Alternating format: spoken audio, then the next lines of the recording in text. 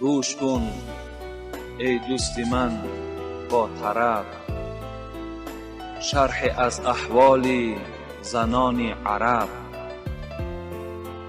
در عرب پیش از ظهور مصطفی بر زنان می شد بس ظلم و جفا.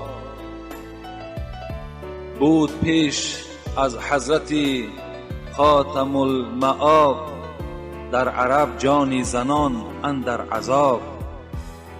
جان زن در معرض آفات بود، بلکه زن در حکم حیوانات بود.